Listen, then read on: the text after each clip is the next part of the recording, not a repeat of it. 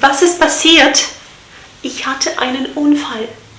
Jetzt tut meine Hand so weh. Autsch. Aua. Ich muss zum Arzt. Hallo zusammen and welcome to lesson 26 in the 30-part series German in 30 days. And in today's lesson we're going to be talking about the simple past tense in German. And yes, we do have a second past tense in German to talk about the past, obviously, right? So, to report past events in German, we can either choose the preterite tense, das Präteritum, or the perfect tense, das Perfekt.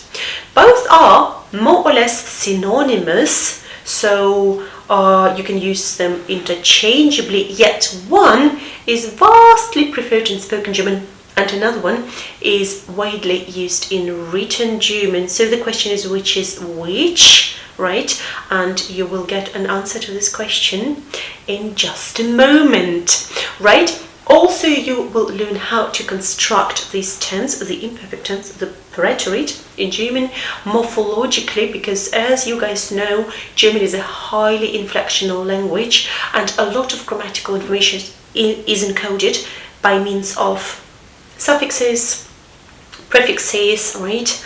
And this is exactly what we are going to be doing today. So you will learn how to construct the imperfect tense for regular verbs, for irregular verbs, for the highly irregular verbs, for the modal verbs, for some separable verbs, okay? So the question is when do we use which, right? Also, how do we construct this tense?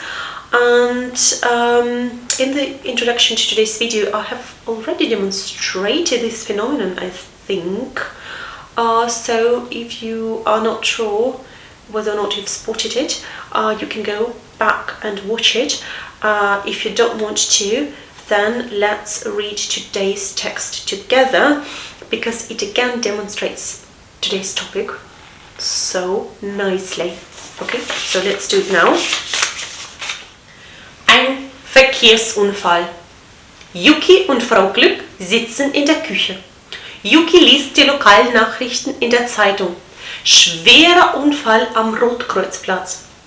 Gestern Morgen gegen 7:45 Uhr ereignete sich am Rotkreuzplatz ein schwerer Verkehrsunfall, bei dem ein Kind verletzt wurde. Der 8-jährige Stefan F. war auf dem Weg zur Schule. Der Schüler fuhr mit seinem Fahrrad auf dem Radweg und wollte die Volkertstraße an der Ampel überqueren. Ein Autofahrer wollte an derselben Stelle rechts abbiegen und übersah den Radfahrer.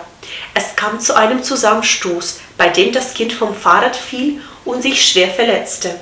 Eine Ambulanz brachte den Schüler ins Krankenhaus. Glücklicherweise trug der Schüler einen Fahrradhelm. Er hatte dadurch keine Kopfverletzungen. Yuki: Der Unfall ist ja praktisch vor unserer Haustür passiert. Haben Sie den Unfall gesehen? Frau Glück: Nein, als der Unfall passiert ist, war ich gerade beim Zahnarzt. Kennen Sie das Kind? Ja, das ist der kleine Junge von Frau Freimose aus dem 1. Stock, der Bub mit den dunklen Haaren. Ach, den meinen Sie? Ja, den kenne ich auch. Er ist wirklich sehr nett und höflich. Er hält mir immer die Tür auf, wenn ich nach Hause komme. Das tut mir leid für den Jungen. Wissen Sie, in welchem Krankenhaus er ist? Ja, er liegt im Rotkreuz-Krankenhaus, gleich bei uns um die Ecke. Vielleicht sollte ich ihn besuchen. Er würde sich bestimmt freuen. Ja, das glaube ich auch. Lassen Sie uns doch heute Nachmittag gemeinsam hingehen.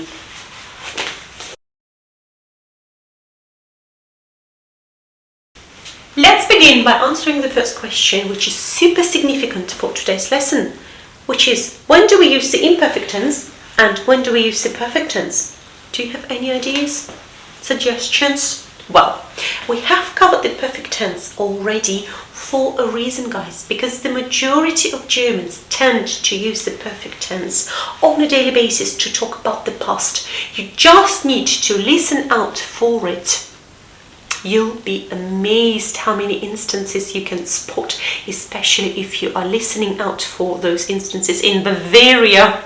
Okay, and if you listen carefully, you'll be amazed as well, because you'll spot so many instances of haben, sein and the modals in the imperfect tense. Okay, and so, for example, in today's text, you do have a couple of examples, like gegen 7:45 Uhr ereignete sich ein schwerer Verkehrsunfall. Okay, so first instance of the preterite, ereignete. Stefan F. war auf dem Weg zur Schule. I forewarned you already. War is this irregular form of sein. And then, in the dialogue, which is spoken German, Yuki says, der Unfall ist ja praktisch vor unserer Haustür passiert, right? So she formulates this statement using the perfect tense. There you go. Also, in the introduction to today's video, I've demonstrated these two examples. I posed a question, was ist passiert, right? And I said, ich hatte einen Unfall. There you go again.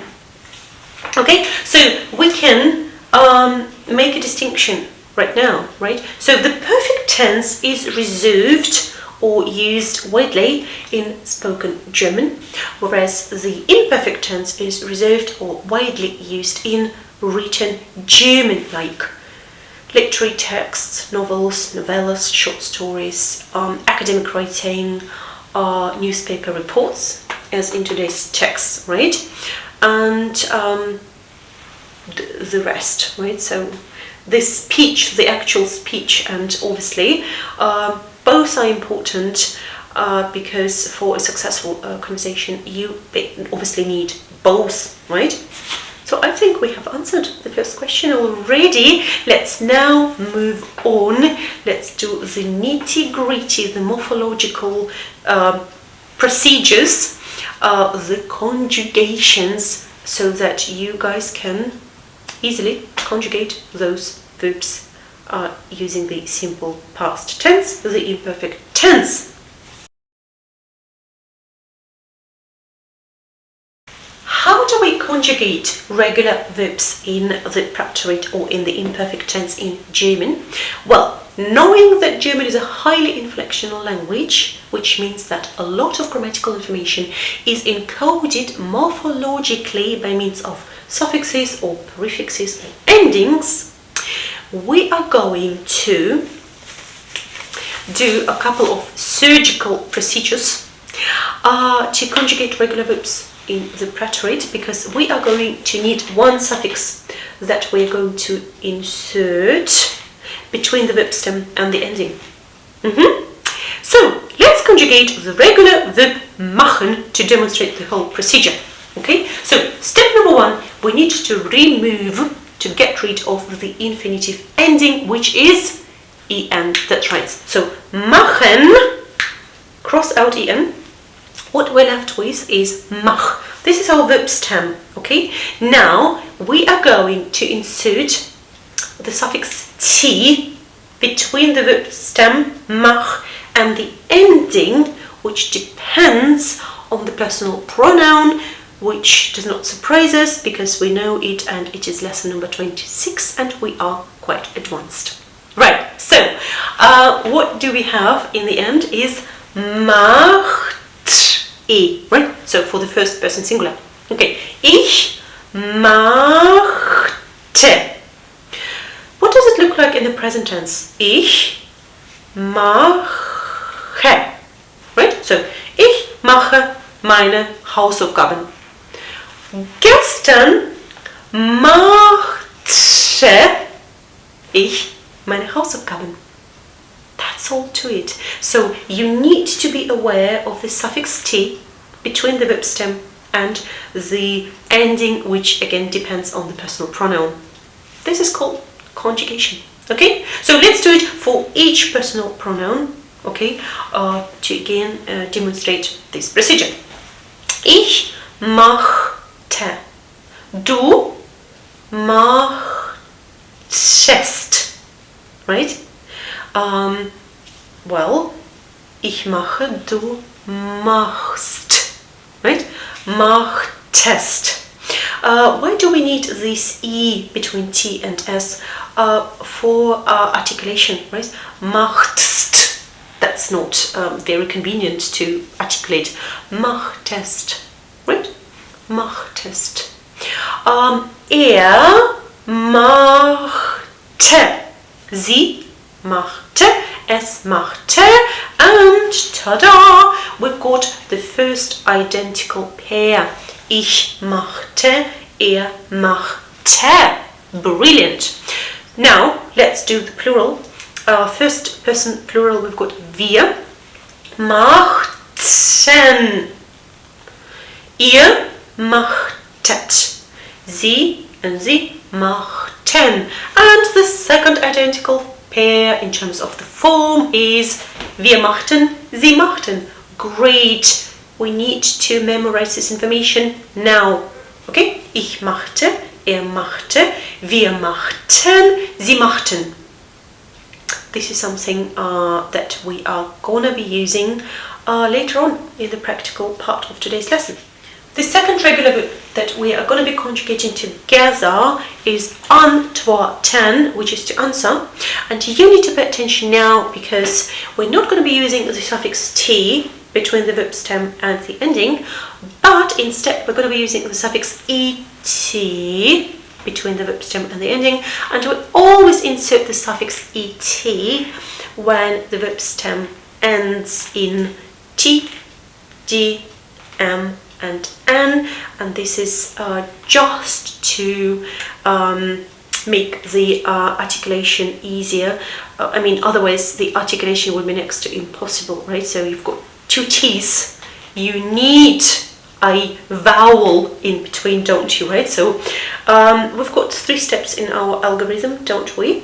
Let's do it. So first person singular, which is ich, right? Antworten, step number 1, remove the infinitive ending en. Antworten, right? We've got antwort, insert the suffix et, antwortet, and now add the ending for the first person singular, which is e, right? So antwortete. Ich antwortete dir per E-Mail. Okay? Okay, so du antwortetest. Antwortetest mir nicht. Sie, es is identical with ich, right? Antwortete, sie antwortete, es antwortete. First person plural, wir antworteten, ihr antwortetet, right? And sie antworteten. I have to double check myself because I barely use it in the imperfect tense, right? Because normally you would say, ich habe dir bereits geantwortet, right? Ich antwortete dir bereits. Okay, so ich antwortete, du antwortetest, er antwortete, wir antworteten, ihr antwortetet, sie antworteten. Okay, so a couple of examples that also demand this suffix et. For example, sich verabreden, right? So verabreden, the verb stem ends in d, which means that er verabredete sich. Oder warten, again, right? T. The example is er wartete, atmen, er atmete, regnen, right? Es regnete. And we've got an exception here, wohnen, to live, right? Er wohnte. Why? Makes no sense, right? So, es regnete, but wohnte. Interesting. And the first practical exercise is put the following verbs in the preterite. Achten, Achtung. The verb stem ends in T, so wir achteten. 2. Bedienen, so in plural, third person plural, sie bedienten. Bezahlen, ich bezahlte. Fragen, ihr gosh, is it fragtet? It sounds weird. So, ihr habt gefragt, ihr fragtet. Grüßen, wir grüßten, meinen, meinte. Oh, I think it's a second exception, right? The verb stem ends in N, like in wohnen, wohnte, meinte. Okay, so there's more than one exception. Gratulieren, du gratuliertest. Lernen, sie singular, so third person singular. Sie lernte. Again. Third exception, sie lernte. Klingeln, es klingelte. Probieren, ich probierte.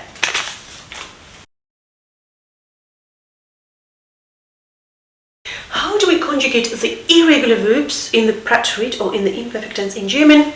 The answer is we do not. We have to learn those by heart because they're highly irregular, and this shouldn't surprise you. If you're not a native speaker of English, then you have had to learn those by heart, as I have. Okay, and there is a table, in every English dictionary, right? Those 3 columns. First column is designated for the infinitive. The second one, the preterite, so the simple past. And the third one is the past participle, Partizip 2. Let me demonstrate. Beginnen, begann, begonnen. Begin, began, begann. So you won't hear, der Unterricht begann 9 Uhr. Okay, I mean you might, but the likelihood is minimal. What you will hear instead is der Unterricht hat 9 Uhr begonnen. Okay, in German. The second example is bitten, bat, gebeten, ask for a favor. Then bleiben, blieb, geblieben, which is to stay, and to stay is a regular one in English, which is not in German. Bringen, brachte, gebracht. Denken, dachte, gedacht. Empfangen, empfing, empfangen. Essen, aß, gegessen. Gehen, ging, gegangen. Helfen, half, geholfen. Kommen, kam, gekommen. Lesen, las, gelesen. Schreiben, schrieb, geschrieben, and so on and so forth. I will leave it there. So those verbs in the preterite are barely or hardly ever used in spoken German, right? And so they are irrelevant for the time being, right? Obviously, the more advanced you get in German, the more useful those verbs will get to you, okay? So you will have to learn those forms at one point of time anyway. I'm not saying that those are useless, right? Just to clarify. But what you have spotted, I think, is that we have got changes in the verb stem, right? And sometimes also the consonants change as well. For example, so beginnen, begann, right? Bringen, brachte, liegen, lag, okay? Yeah, I think I won't say much about it now. Instead, we will turn to the most important verbs, probably in German, which is haben, sein, and modal verbs in the preterite.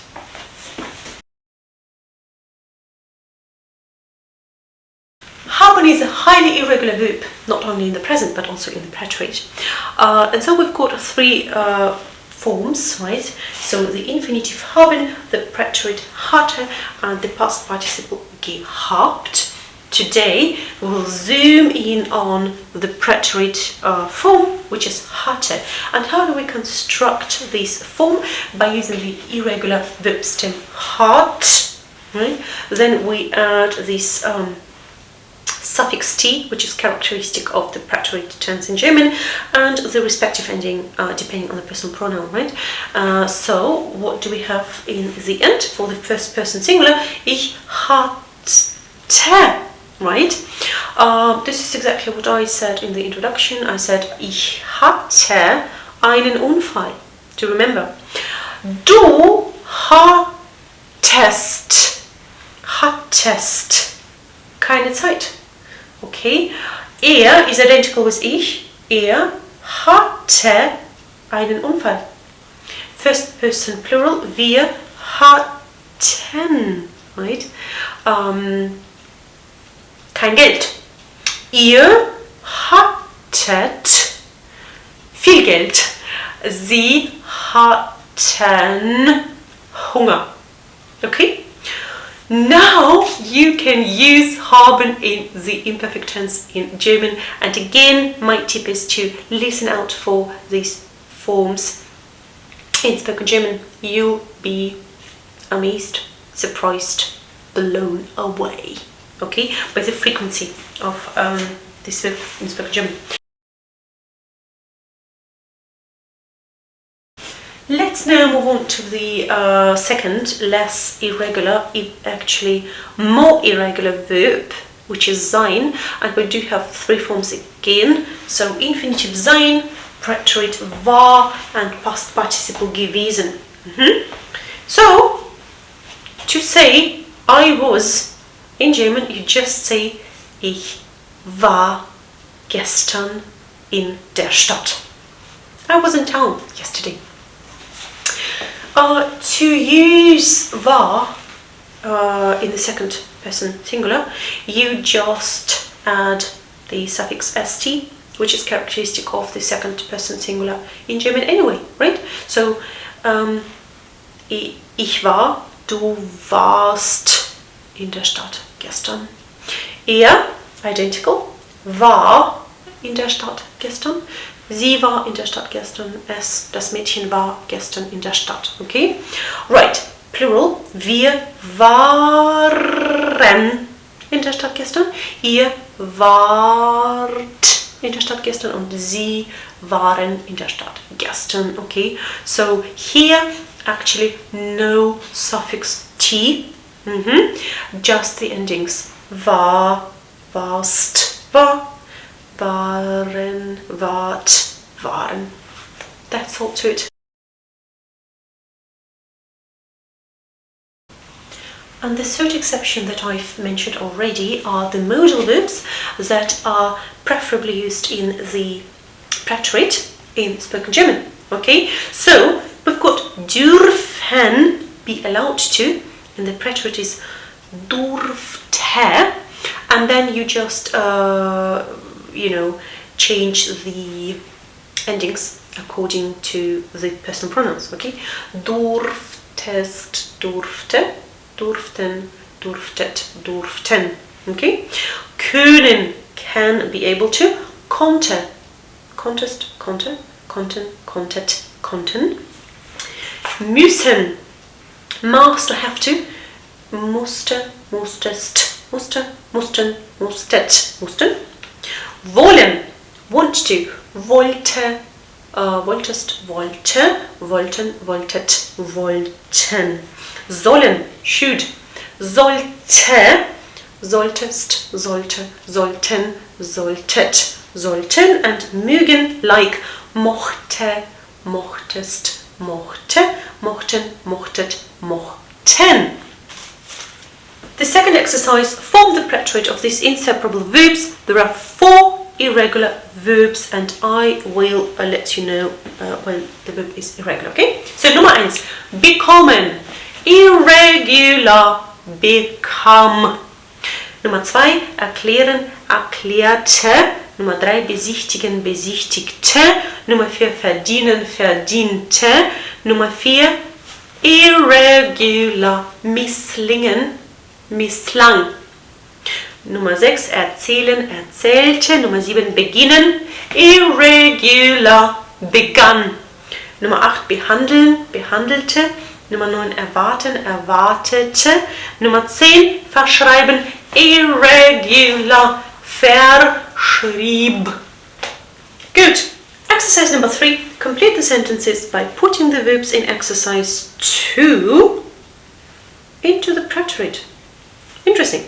Nummer 1. Die Touristen besichtigten das Brandenburger Tor, which is in Berlin, right?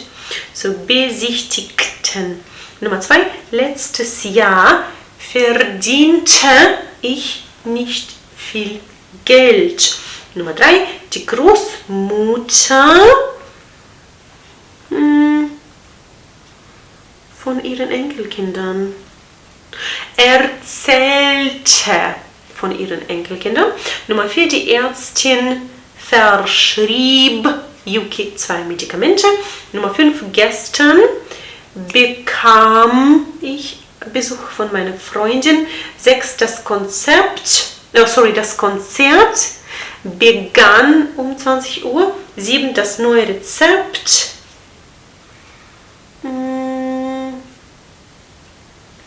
Das neue Rezept.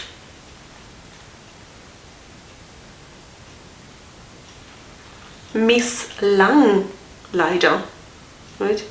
Meaning I messed up. The new recipe didn't work out well. Right? Misslang, leider. Nummer 8. Die Ärztin behandelte mich in der neuen Praxis. Nummer 9. Die Lehrerin erklärte die Grammatik. The last category for today are the separable verbs in the preterite, and it is quite easily done along the same lines as it is done in the present tense. For example, the separable verb abfahren, right? Ich fahre um 7 Uhr ab. The separable prefix gets separated and goes at the end of the sentence, right? In the preterite, ich fuhr um 7 Uhr ab. Same principle. 2 more examples. Der Fahrer bog rechts ab, for abbiegen. Or der Zug kam verspätet an, for ankommen. Right? So several prefixes go at the end of the statement in the preterite tense. Exercise 4. Put the following separable verbs into the preterite. Ankommen. Wir kamen an. 2. Anprobieren. Ich probierte an. So we don't have to make sentences, do we? No. Just put the following separable verbs into the preterite. Okay, gut. Nummer 3. Auflegen. Ihr legtet auf. 4. Ausgehen. Ich ging aus. 5. Ausfüllen. Wir füllten aus. 6. Einladen. Sie lud ein. Irregular. 7. Einkaufen. Es kaufte ein. 8. Einpacken. Wir packten ein. 9. Einwerfen. Ich warf. Is it warf or wurf ein? Werfen. Warf. Geworfen. Ich warf ein. Ich warf den Brief ein. Warf ein. 10. Mitbringen. Er brachte mit. Irregular. Last exercise for today. Complete the following sentences by putting verbs from exercise 4 into the preterite. Good. Die Hochzeitsgäste brachten Geschenke mit. Nummer 2. Wir gingen gestern Abend aus. We do have ausgehen, yes. 3. Das Brautpaar lud die Gäste zur Hochzeitsfeier ein. 4. Der Zug kam pünktlich in Bamberg an. 5. Wir packten Geschenke für die Hochzeit ein. 6. Frau Glück warf den Brief ein. Ja. Jetzt können wir aufatmen. It's been a lot of information to take in. Let it now sink in. So, regular, irregular.